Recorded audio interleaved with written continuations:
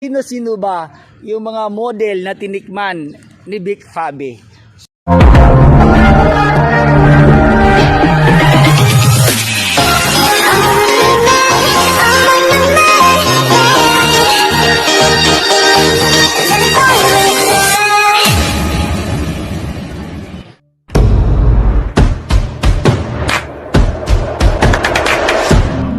Minsan talaga, ikaw lang makakatupad ng wish mo. What's up guys? Welcome back to my channel. So today's vlog mga lalabs ay isa tong pinakamalaking request sa akin actually. So I'm trying my best na ibibigay ko sa inyo yung katanungan nyo sa akin. Sino-sino ba yung mga model na tinikman ni Vic Fabi? So since 'di ba alam naman natin na isa ako sa Vic Fabi model, 'di ba?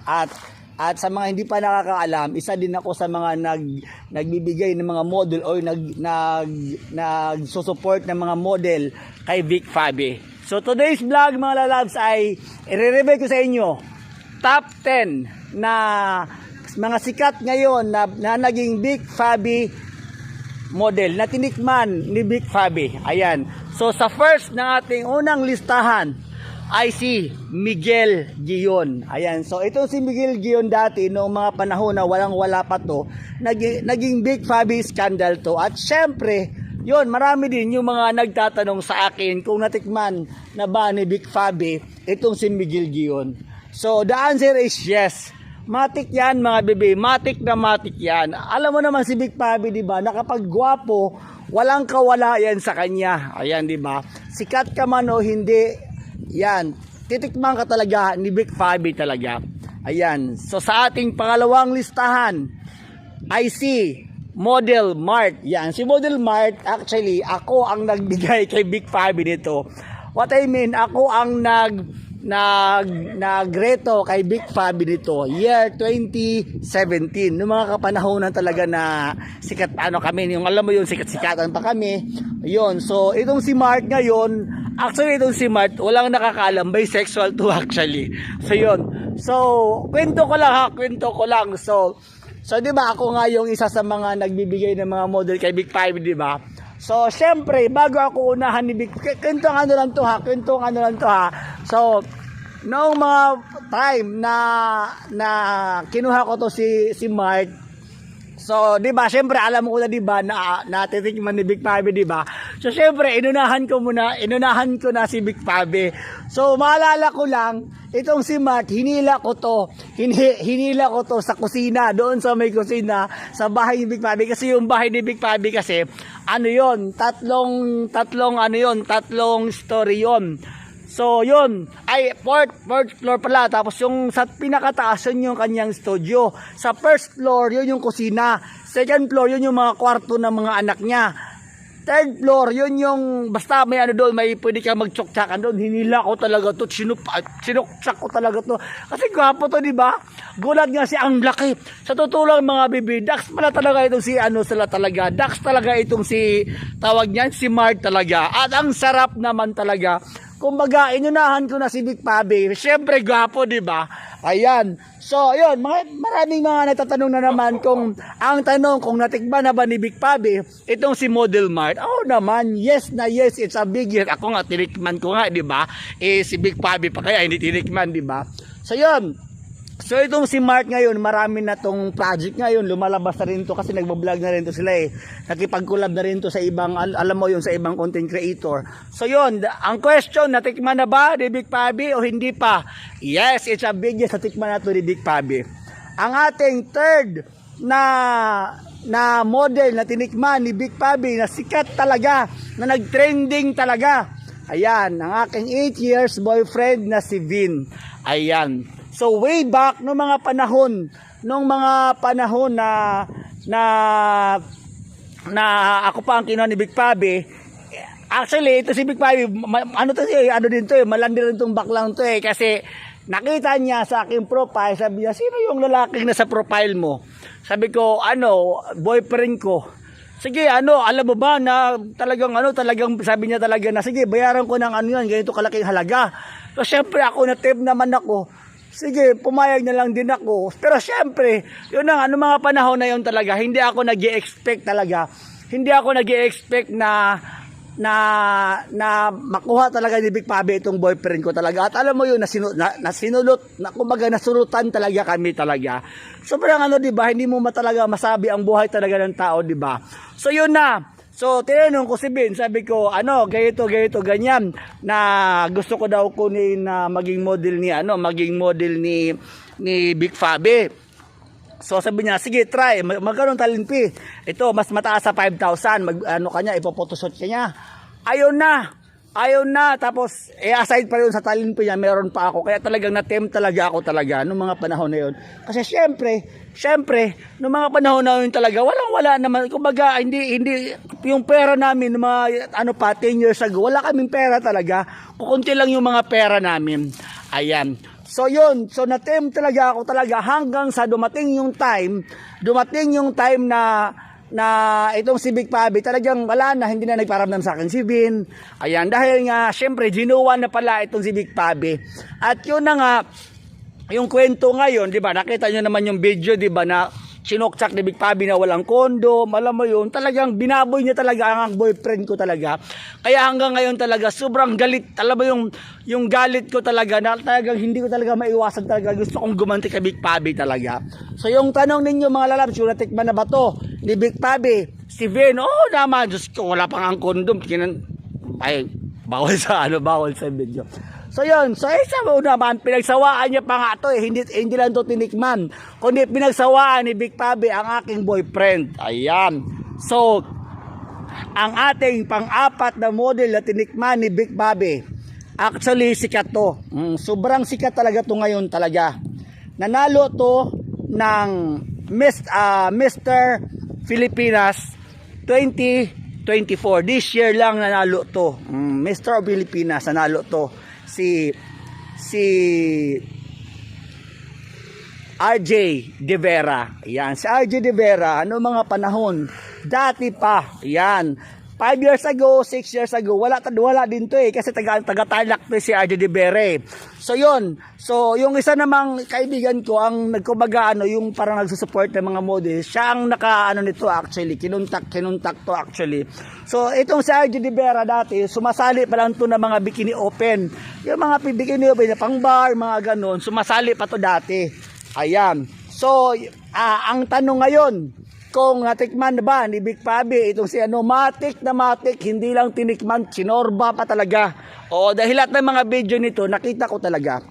So yun, top 5 na sikat ngayon na tinikman ni Big Pabi ay si CJ Rada. Ayan, ito naman si CJ Rada talagang putang ina talaga tong model na to talaga. Sobrang sarap naman talaga. Sobrang, alam mo yung nakaka-intense, yung nila na alam mo yung tsuktsakan talaga nila, alam mo yung ganun, sobrang ma-intense, alam mo yung ka talaga, ma-i-air ka talaga sa kanilang tsuktsakan, dahil talagang talaga. Kaya nga, mga panahon na lumabas tong video ni si Jereda na tinukchak na si Big Pabi, ni Big Pabi.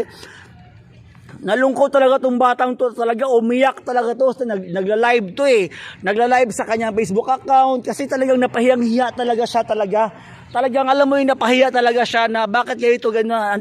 Lumabas din to sa sa mga TV interview lumabas din to sa TV interview ni Mr. Fo actually.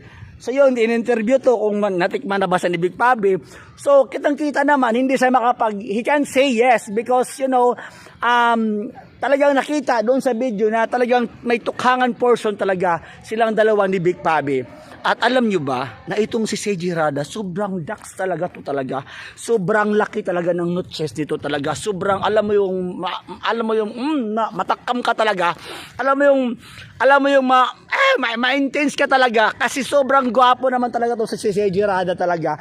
Sobrang kinis, sobrang pogi talaga. Sobrang ma-intense ka talaga. So, yung tanong kung natikman na ba to ni Big Pabi si CJ Rada, oo naman, hindi niya tinikman, pinagsawaan pa. Ayun. So, yun.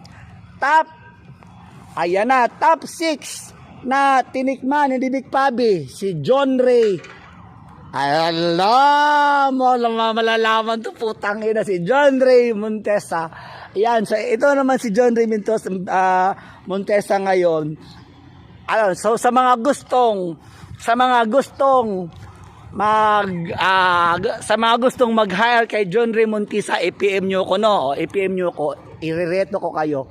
Ayan, dahil lagi itong nagpapananong sa akin kung baka gusto mo gusto niya mapabuking daw, ganito ganyan, wala daw siyang pera. Pero gwapo talaga to, epic talaga to talaga. Gwapo talaga, matatakam ka talaga. As in, nako. So yun, sa mga gusto sa kanya, no, i-PM nyo lang ako sa aking Telegram channel at JasonLee03 dahil may contact ako kay John Ray Montesa. Yan, Dax or Jutay. Dax to si John Ray Montesa at gwapo to ngayon. Sobrang talaga, sumasali to ngayon ng Bikini Open actually. So yun, top 7. Ayan, top 7 na tayo ha. Top 7 model na tinikman ni Big Pabi ay si Kenji. Ayan, so I'm sure kilala na si Kenji, di ba? Yon, isa din to sa mga model na talagang pinagsawaan talaga to ni Big Pabi, itong si Kenji talaga. Alam mo yun, sobrang maano ka talaga, mainggit ka lang talaga. Oh, yung feeling na mainggit ka kasi gwapo, ang dami mga gwapo talaga na tsuktsak ni Big Pabi talaga. Kung kaya naman, di ba, alam naman natin na si Big Pabi ngayon ay nagpapanggap siyang patay dahil yun na nga, marami siyang kaso ngayon. So si Kenji ngayon, isa din to sa mga nagpo-pursue na ididemanda itong si Big Pabi actually. Kaya si Big Pabi ngayon ay nagtatago. So, ang inyong katanungan, kung Dax or Jutay, Dax to si Kenji actually. Yun, Kenji de Guzman ang kanyang totoong pangalan. Ayan, next, ang ating top 8 na model na natsuktsak ni Big Pabi ay ito na ha, si Allen Molina. Ayan, si Allen Molina ay sikat talaga, hanggang ngayon sikat pa rin to. At yung kanang kapanahunan talaga, nung bata pa talaga to si Allen Molina talaga, sobrang gwapo talaga, sobrang kinis, taitilero talaga. Ayan, marami ang mga nagchat sa akin na hindi daw tinikman ni Big Pabi. Alam nyo, sa akin kayo maniwala, dahil sabi ko nga sa inyo, Big Pabi endorser ako. Kaya kilala ko lahat ng mga model na tsuktsak ni Big Pabi dahil isa ako sa mga nagsusupport ng mga model kay Big Pabi. Ayan. I'm sure yung iba hindi pa nakakalam, pero I'm sure alam na ng karamihan actually kasi Big Pabi victim din ako actually. So yun, next, kung natikman ba ni Big Pabi itong si Allen Molina? Oh naman, putang ina. Ito pa kaya si Allen Molina ang hindi dito tinikman, di ba? Siyempre tinikman talaga to. So yun, top. Okay, top. Parang ayaw ko na sabihin kasi ito talaga, itong sasabihin ko ngayon, ito yung pangalawang Big Pabi magazine endorser to siya. Ayan, sikat to ngayon at jowa to, ex na ngayon si Bea Alonso. Di ba? Alam niyo na, di ba? Si Dominic Roque. Yan, ito si Dominic Roque dati. Pabuking talaga to. As in, pabuking talaga to talaga. Yung talagang tirador ng bakla, parang ganon. Totoo talaga, walang halong itchos, walang halong biro. Ganon ang buhay ni Dominic Roque dati kasi mayaman kung sa mayaman yung pamilya nila, pero itong si Dominic Roque kasi siya yung taong alam mo yung hindi siya mag-aano sa kayaman nila, kaya alam mo yung din siya, kayod kalabaw din to si Dominic Roque actually. So kung alam nyo ba na ang dahilan kung bakit naghiwalay itong si Dominic Roque at saka si Bea Alonso, dahil nga maraming bakla itong si Dominic Roque. Nahuli ni Bea na marami siyang bakla. Alam mo yun, so nagulat na lang si Bea dahil hindi naman siya masyadong kaano, pero yung yung mga negosyo ni Dominic Roque ay nakapangalan sa mga bakla, galing sa mga bakla. Alam ni Bea yan. Ayan. Okay, ang ating top last na model na naging Big Pabi Big Pabi magazine at Big Pabi endorser at tinikman ni Big Pabi ay si TG Marquez. Ayan. So, itong si TG Marquez, so ako hindi ko sinama yung sa top 10, syempre kilala niyo na ako. So, yun, itong si TG Marquez, siya ang kauna-unahang model na tinikman ni Big Pabi. Year 2013, siya yung unang model na naging Big Pabi endorser. Yan, yung mga kapanahonan na nag-Star Magic pa lang ako. Yung mga panahon na nasa ABS pa lang ako nagtatrabaho. So yun, so way back 2013, marami. Itong si ano, sobrang payat talaga, sobrang alam mo yun, sobrang bagets, sobrang gwapo. Ganon to si TG Marquez. Ayan. So itong si TG Marquez, hindi nyo alam, bisexual to. Okay? Hindi to totoong lalaki si TG Marquez. Siya ay isang bisexual. At siya ang kauna-unahang Big Pabi magazine endorser. Ayan, kasi ako pang-5 ako eh. So yun. So ang tanong, kung natikman na ba ni Big Pabi itong si TG Marquez? Oo naman, putang ina. Sabi ko nga sa inyo, mga pangit niya tinikman ni Big Pabi, yung pa kaya mga gwapo. Pero syempre, bakit nga ba laging nadadali ni Big Pabi itong mga model na to? Kasi hindi nyo alam talaga na si Big Pabi, mabait kung sa mabait si Big Pabi. At ano siya, approachable. Alam mo yun, na parang talagang alagaan ka talaga niya. Kung sa pera lang, bibigyan ka talaga niya. Alam mo yung ganun. Kaya lahat talaga ng mga bakla talaga ma-full, kumbaga ma-full sa kanya talaga kasi magaling tong, alam mo yun, magaling siyang makipaghalubilo sa mga gwapo, lalo na pag pogi, putang ina, hindi ka talaga palalampasin talaga pag ganyan. Ganon si Big Pabi.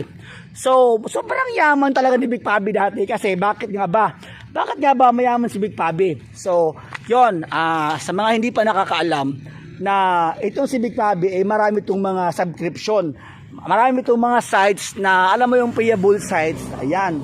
O kaya naman yung mga model, bibidyo, niya, picturean niya, ano niya sa mga sites, yon. Tapos, yon, may mag-subscribe sa kanya, parang doon sa mga sites ko din. Actually, sino ang ginaya ko? Si Big Pabi lang din ang ginaya ko. Kung kaya naman nakakain tayo ng milyon-milyon na din. Dahil kay si Big Pabi ang ginaya ko actually. Si Big Pabi, katulad ngayon na meron na tayong Just for Fans, meron na tayong YouTube, meron na tayong Facebook, meron na tayong Super VIP, meron na tayong Premium.